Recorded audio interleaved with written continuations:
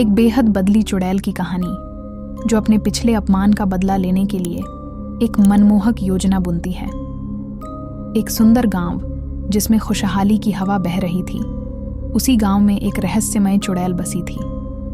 लोगों के बीच उसके बारे में कई कहानियां सुनाई जाती थीं, जिसमें उसकी बदनामी और डरावनी कहानियां शामिल थीं।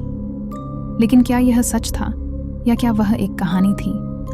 यह जानने के लिए एक अजीब और रहस्यमयी घटना की जरूरत थी।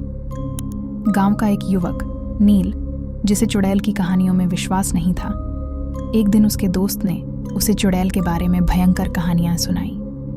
नील ने उनके वचनों को स्वीकार किया, लेकिन उसके मन में उस चुड़ैल के खिलाफ कोई भी डर नहीं था। एक दिन नील गांव के पास स्थित एक अजगर के जंगल में घूमने गया।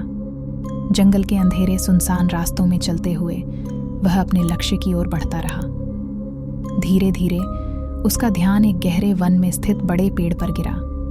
वहां उसने कुछ अजीब सा देखा। एक सुंदरी और आकर्षक महिला बैठी थी जो चुड़ैल के रूप में प्रकट हो रही थी। वह अपने पिछले अपमान का बदला लेने के लिए एक चालबाजी योजना बुन रही थी। नील के हृदय में उस चुड़ैल के प्रति कोई भी भय नहीं था, बल्कि उसने उससे बातचीत की और उसके दिल की अच्छाई को महसूस किया। चुड़ैल, जिसका असली नाम सीमा था, ने उसके इस साहसिकता की सराहना की और उसके साथ एक नई दोस्ती की शुरुआत की। नील ने सीमा के साथ चुड़ैलों के बारे में नई और सच्ची जानकारी प्राप्त की और उसे अपने गांव के लोगों के साथ साझा किया।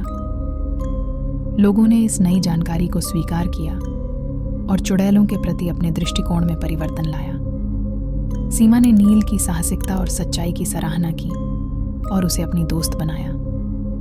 इस कहानी ने सिखाया कि कभी-कभी हमारी धार्मिकता को परिकल्पित भय के साथ देखने के बजाय हमें अपने हृदय की आवाज को सुनना चाहिए, क्योंकि यह हमें सच्चाई की ओर ले जाता है। Enjoyed this video? Don't forget to comment, share, and subscribe for more content like this.